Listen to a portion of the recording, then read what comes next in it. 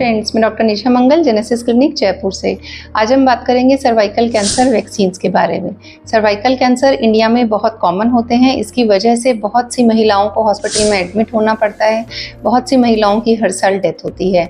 ये कैंसर इतना कॉमन होने का बेसिकली 3 रीज़न होते हैं: poor vaccination, second poor detection और थर्ड पुअर ट्रीटमेंट।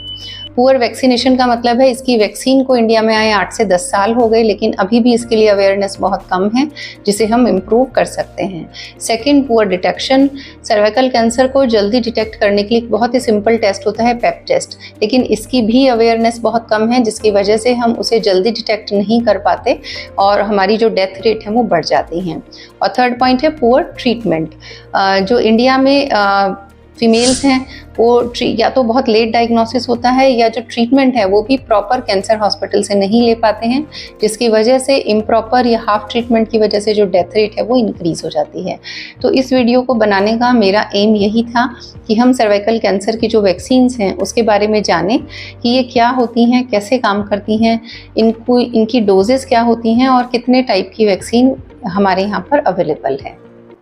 तो नेक्स्ट हम बात करेंगे सर्वाइकल कैंसर वैक्सीन्स क्या होती हैं और ये कैसे काम करती हैं। सर्वाइकल कैंसर होने का प्रमुख कारण होता है एक वायरस, जिसका नाम होता है HPV, मतलब ह्यूमन पेपिलोमा वायरस। ये वायरस जो है ये सर्वाइकल कैंसर होने का प्रमुख कारण है, और अगर हम इस वायरस के इन्फेक्शन को होने से रोक पाएँ तो हम सर्वाइकल कैंसर को होने से भी रोक पाएंगे। इसीलिए सर्वाइकल कैंसर वैक्सीन को हम HPV वैक्सीन्स बोलते हैं। HPV वायरस जो होता है ये नॉर्मली महिलाओं को जब भी उनका सेक्सुअल एक्सपोजर होता है उस टाइम पर ये इन्फेक्शन होता है। लगभग ये सभी फीमेल्स में होता है कभी ना कभी लाइफ टाइम में।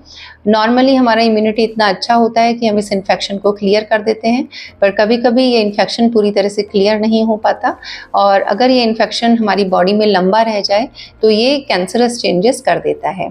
तो ये वायरस जो है इसकी लगभग 200 से ज़्यादा जीनोटाइप जो है वो अवेलेबल होती हैं। ब्रॉडली हम इसे 2 ग्रुप में बांटते हैं, लो रिस्क ग्रुप और हाई रिस्क ग्रुप।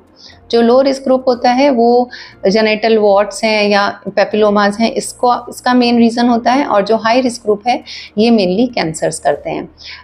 जो HPV है ये कई तरीके के कैंसर करते हैं, जैसे कि ओरल कैंसर, ओरोफेरेंजियल कैंसर और vaginal cancer, cervical cancer, anal cancers और बॉयज़ के अंदर पेनाइल कैंसर्स। तो हम जब भी HPV वैक्सीन्स लगाते हैं तो हमारा प्रिवेंशन ना केवल सर्वाइकल कैंसर के लिए होता है, बजाय साथ ही बाकी इन सारे कैंसर्स और वॉर्ड्स के लिए भी हो जाता है।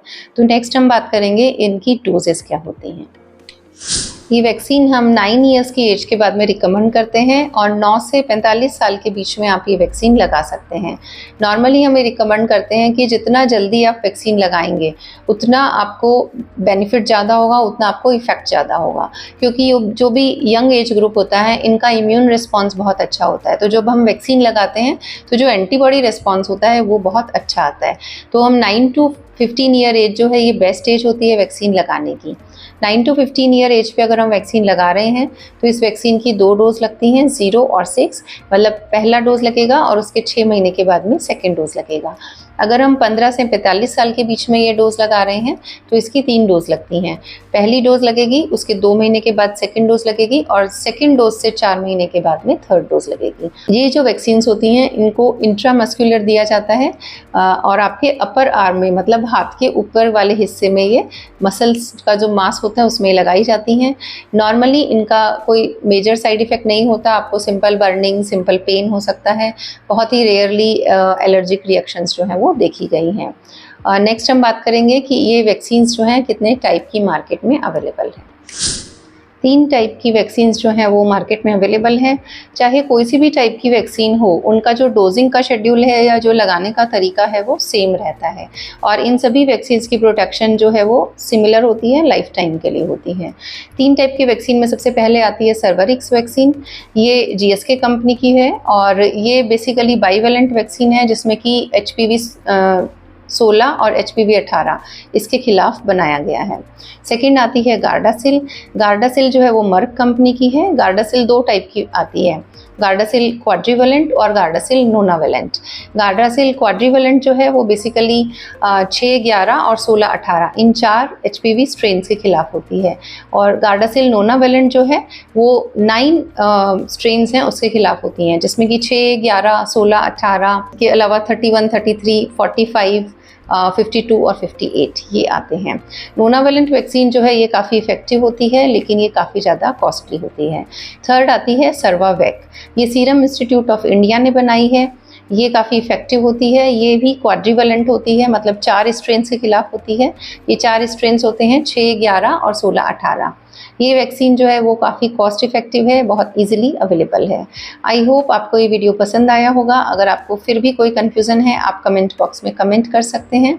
इस वीडियो को ज़्यादा से ज़्यादा अपने फ्रेंड्स को शेयर करिएगा, ताकि हम इस वैक्सीन के बारे में अवेयरनेस बढ़ा सकें और सर्वाइकल कैंसर को प्रिवेंट कर सकें।